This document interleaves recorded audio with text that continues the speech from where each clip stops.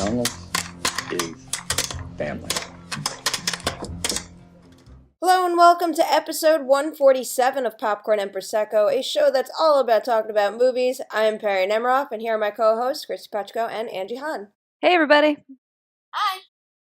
So this week we've got a special show for you because Angie was lucky enough to go to Sundance, and she's going to break down some of her favorite movies from the event for us.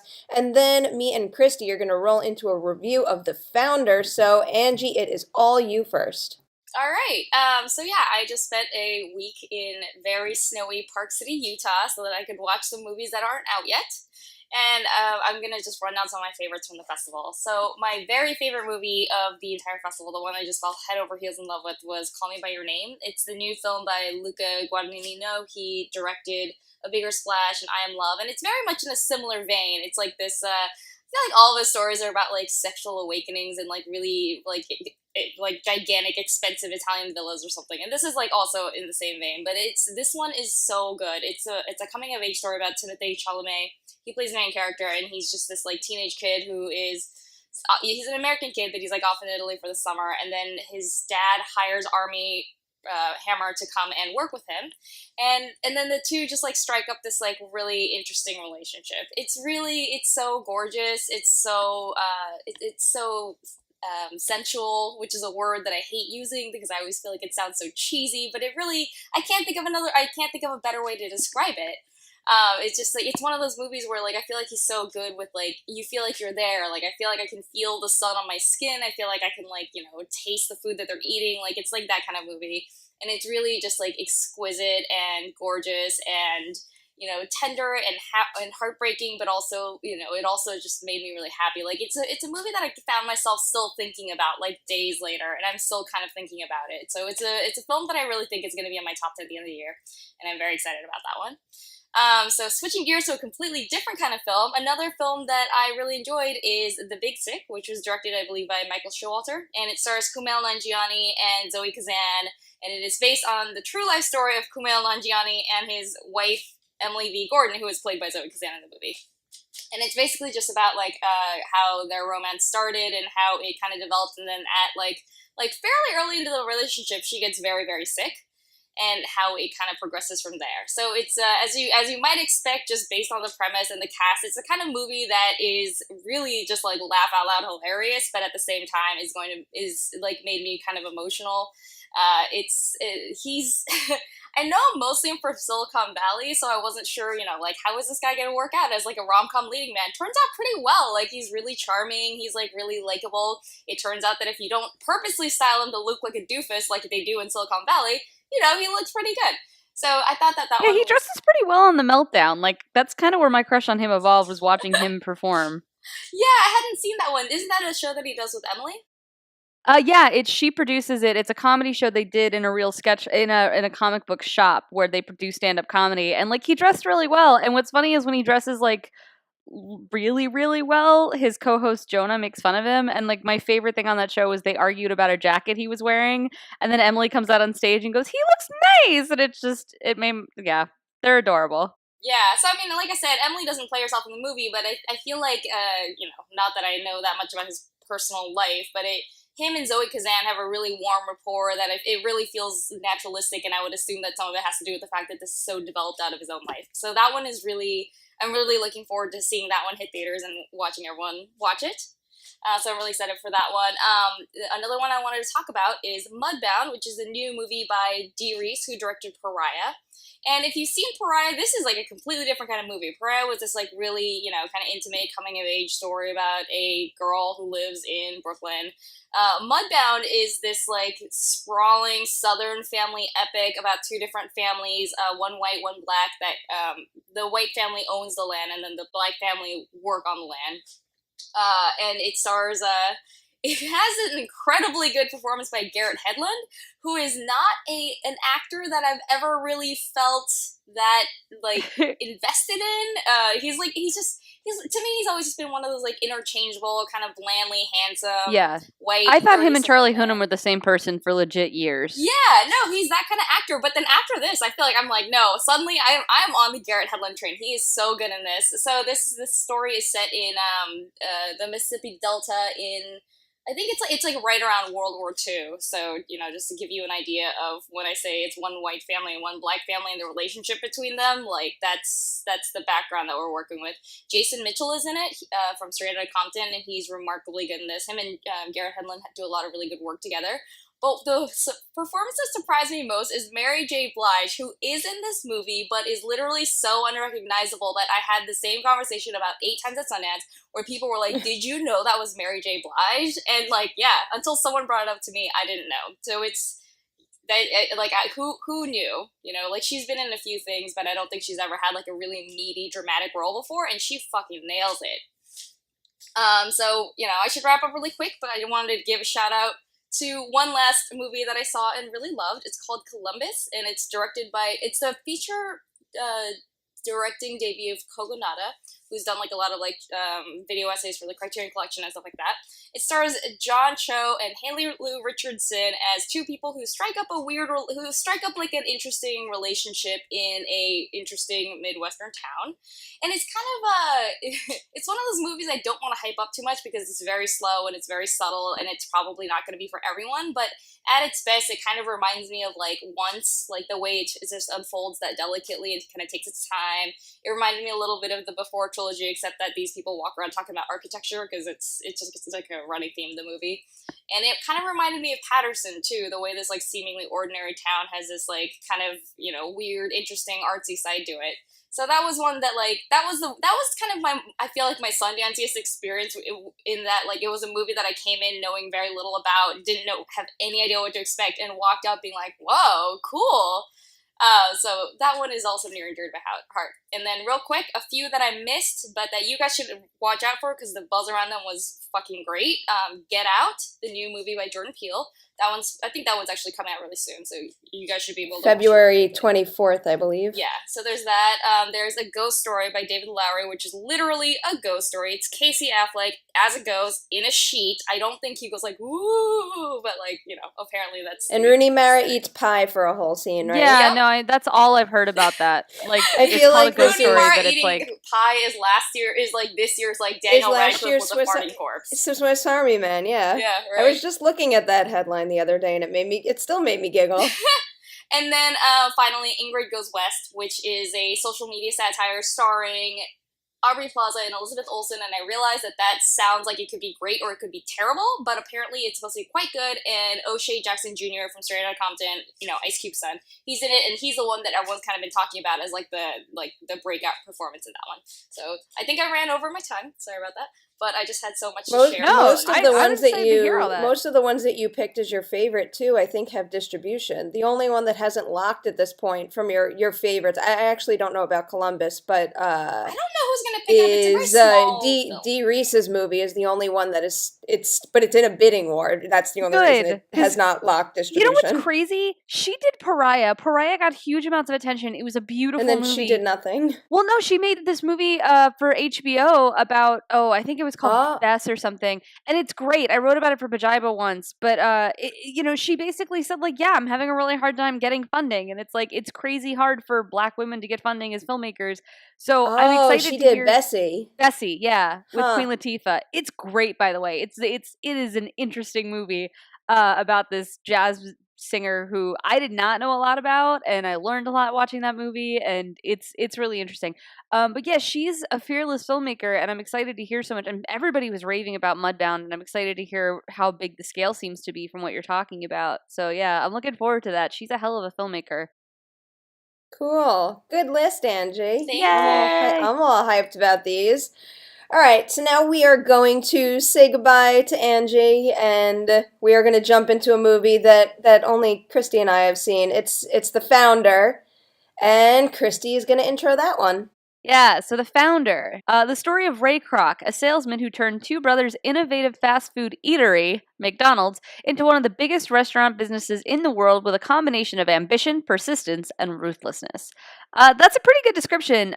So I've actually seen this movie twice now. And the first So time have I. That's funny. So the first time I didn't know anything about Ray Kroc or anything about McDonald's, and I sat down and I was like, "Oh, Michael Keaton! I love Michael Keaton. Tell me a story, Michael Keaton." And it starts off with Ray Kroc being like a hardworking guy, kind of down on his luck. He's trying to sell milkshake machines, and he's having a hell of a time, and he's really got the gift of gab, but he doesn't have a product he can sell. So then he meets the McDonald's and realizes this is a really great system they have figured out to create fast food. It's the first fast food system, and the guys they have what is his name? Carol Jane Lynch? John Carroll Lynch. John Carroll Lynch and Nick Offerman play the McDonald's brothers, and they're such a good team together, and they like kind of tell how they came up, and it very succinctly, and you understand why he wants to be a part of their world. But then things start to turn where he feels like he's working so hard for them and not getting what he deserves.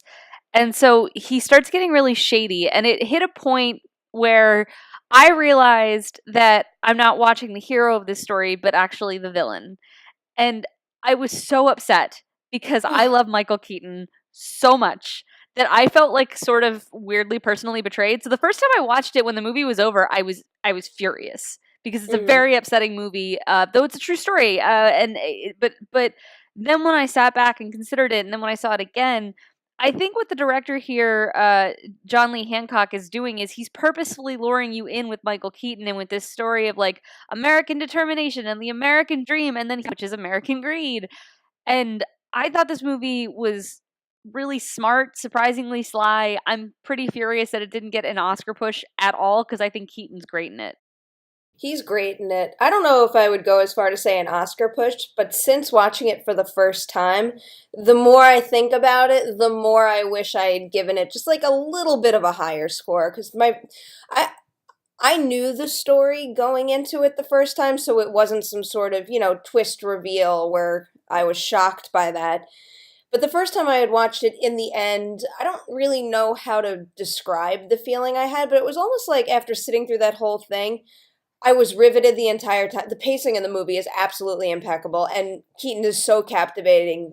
This movie is never boring. Your attention never drifts whatsoever. But in the end, something just made me feel, I don't know if hollow's the right word, but something was missing, And I think the more I thought about it, and then having watched it again, that's almost the I think point. You're right. It's like, what better, I don't mean this like, oh, great, feeling like, no, but it leaves you a little bummed, but that is the point of his journey. And for anyone who is ever, I don't care what profession you're in, it's like, I mean, look at what we do. Any profession is hard, but I always look at what we do, and it feels impossible some days. So when you look at anybody else doing any other kind of line of work and just see their unique climb to the top, whether it's extreme or subtle or whatnot, there's just something about that fight for success that I find inherently intriguing, no matter who it is, what their story is, what their job is. And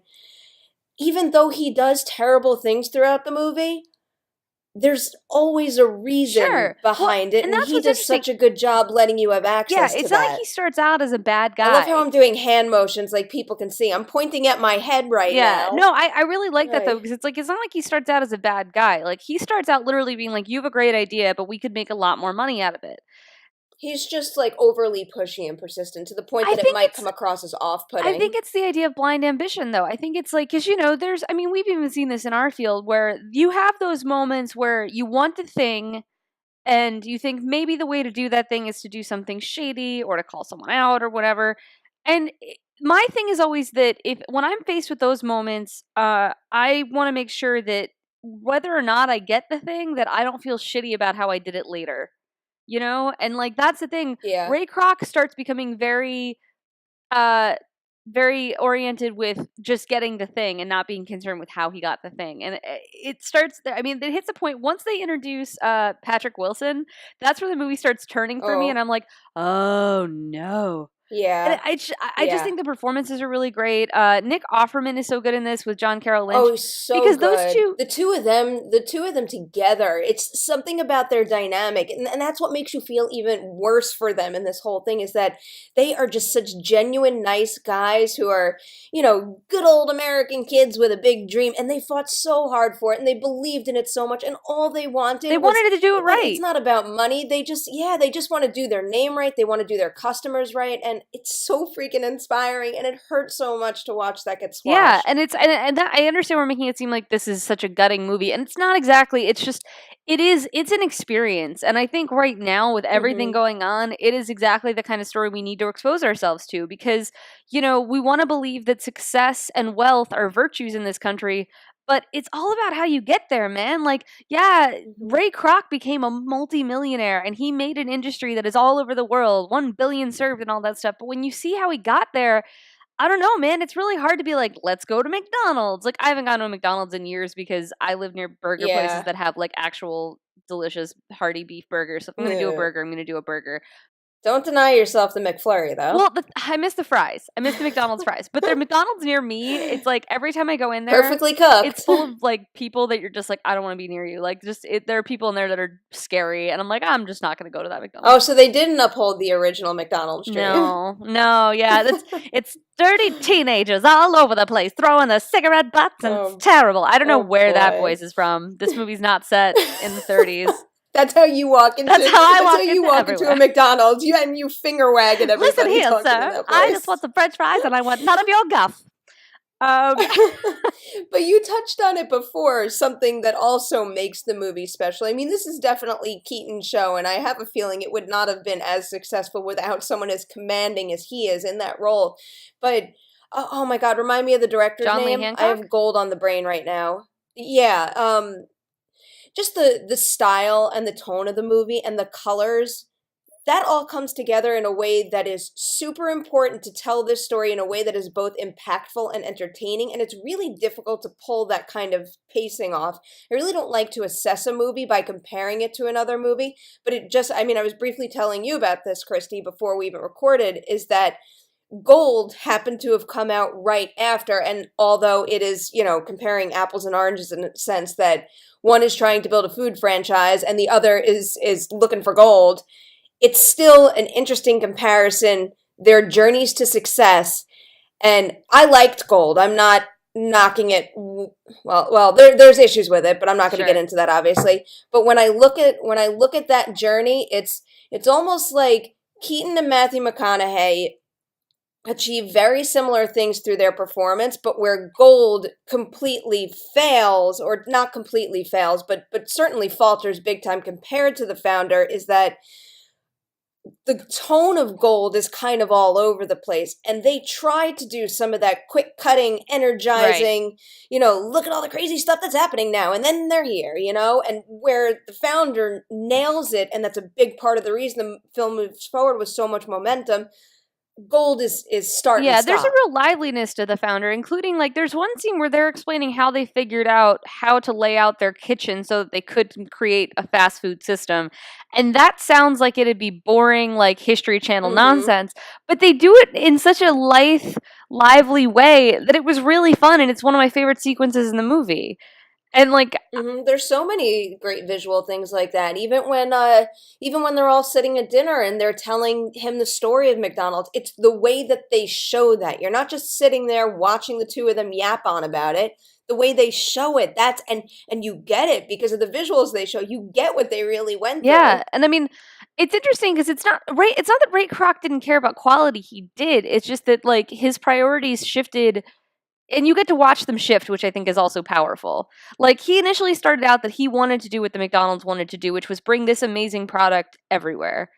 But, like, the bigger it got, the more he had to, like, make compromises. And you watch him making these compromises, and you watch him learn not to care about making them. And, I mean, it's intense. It's watching it, like, the first time I had, like, my heart in my throat for a lot of it because it speaks to so much of how I feel about success in America and all this kind of stuff. And then watching it the second time, because I knew where we were going, I was able to just enjoy the jokes a little bit more. And it's actually a very funny movie. And it's like not like dun dun dun dun dun. It's a blast to watch. I love how we started this conversation by saying, "Oh, it left me like a little bummed and disappointed in the country and people trying to be successful." But God, this thing is vibrant and moves so quickly, and Michael Keaton is just it makes me so angry because I feel like he's so good in this. And if the Weinstein Company, I feel like the Weinstein Company looked at what they had this year and was like, it's going to be the Founder or Lion, and then for some reason they went with Lion, which I guess Lion's doing fine. I liked Lion okay, but Lion's not much of a movie. It feels more like a really great NPR radio story or something. Did the Founder ever even get its limited release in December? But it was this weird thing. It did, because it did qualify for awards. Yeah, it was supposed to open like the second or third week of December, like a lot of them do, for a week in New York and LA. But then at the last minute, they scrapped that and said, okay, it's actually opening today in LA. And so it was open for a week in LA for the qualifying run. But then they told the press not to run reviews until its national release. Yeah. Which the thing about that's so confusing is, like, yes, if we run the review in December, it's not like everyone can rush out and see it. But then at least buzz can be generated, so maybe the people that have like a screener of it on their stack of screeners that every like guild gets at the end of the year might actually watch it. I don't know how many people watch The Founder because it's kind of one of those things where people will watch the movie that everybody's talking about. So if you get a stack of screeners and everybody's talking about Manchester by the Sea and La La Land, you're going to watch those screeners. And so I think that Weinstein's shot themselves in the foot with this movie because I think it's a much better movie than some of the ones that are getting attention. Hacksaw Ridge. And I just wish that like we could actually like focus on it and talk about it more. So I know we're reviewing it kind of late, but it was partially because we were just like, this movie deserves to be talked about. It's interesting and funny. And I thought when I first saw this movie, I thought this is going to be Keaton's Oscar movie. And then like this is going to be the one where he finally wins that Oscar because he was nominated for Birdman, but he lost to Eddie Redmayne. And then he wasn't nominated for Spotlight, though he should have been. And now, like, I thought this is it. This is going to be it. And he's owed. And he's not even in the running because no one saw this fucking movie. Yeah, it is a shame.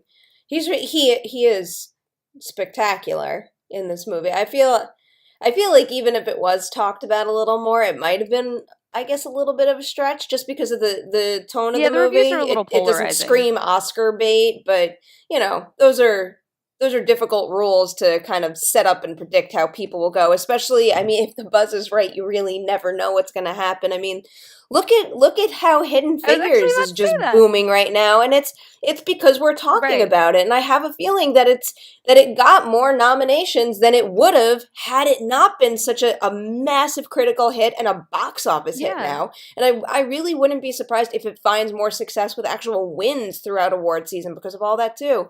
I mean, we talk about this on our shows all the time, is that I think it sometimes is forgotten that people that vote on these awards are human beings with opinions. I don't want to call it a popularity contest, but when you think about, you know, voting in your high school election, it wasn't just about the person's policies. It was whether or not you liked the person and who was talking about who. There's just like human factors that come into play. I think you and I can agree that it's like, you know, like Angie just got back from Sundance, and it's like anytime you go to a festival, anytime there's a lot of opportunities to see all this stuff, you tend to get slanted toward the thing people are talking about because you want to be in that conversation. And I mean, that's what happens every award season. So The Founder got shut out of that conversation. So it's not a contender at all. I'm really glad to see Hidden Figures did. I was surprised that Hidden Figures did, not because I didn't think the movie's great, but because I worried that it was going to be seen as kind of like, I don't know, too like cheesy. Yeah. And too kind of heartwarming. I mean, I've read comments on my review where people call it more along the lines of a Lifetime movie. They're wrong. You know, it's on the one hand, it's not fair, but obviously when you look at the buoyancy and the tone of that movie, I can understand why someone might make that comparison. I don't agree with it, but I can understand why their minds might work that way and land on that conclusion. Sure. I reject the idea that Oscar movies have to be like stone-faced serious. Oh, so do I. Yeah. So do I, but it's just history. It's like you can just go back and look at what people pegged as their best picture, but then of course we always have anomalies like Mad Max crushing it last year. Yeah, that was really exciting. So yeah, you really never know. All right, now that we've gone completely off topic, do we want to put in a final recommendation for Sure. the founder? I'm pretty sure we Yeah, both say go I for think it. it's great. I had it in my top 10 because since it was in the qualifying run, I counted it. So it was in my top 10 of 2016 because I think it's a really strong and interesting movie, and Keaton's performance just blew me away. Yeah, I agree with all that. I really can't recommend it enough. So, with that, that is a wrap on episode 147 of Popcorn Prosecco. You guys know what to do. Go on over to iTunes where you can rate, comment, and subscribe. We have our website, popcornprosecco.com. We're on Twitter at Popcorn Prosecco. And then we also have Facebook where it would be super nice if you liked us. Then all of us are all over the internet too. Kristy, you want to Yeah, take it? you can find me on Twitter at Kristy Puchko. It's KRISTYPUCHKO. And I'm all over the internet, but you can find my career highlights at decadentcriminals.com. And look for me on Faction Radio, where I'll be on It's Eric Nagel. And Angie? You can find me on Twitter at AJHAN, and I write for slashfilm.com. And you can find me on Twitter and Instagram at Nemiroff. I write for Collider.com. I'm on the Collider Videos YouTube channel. Thank you guys so much for listening, and we will see you next week. Ray, we have no interest in a milkshake that contains no milk.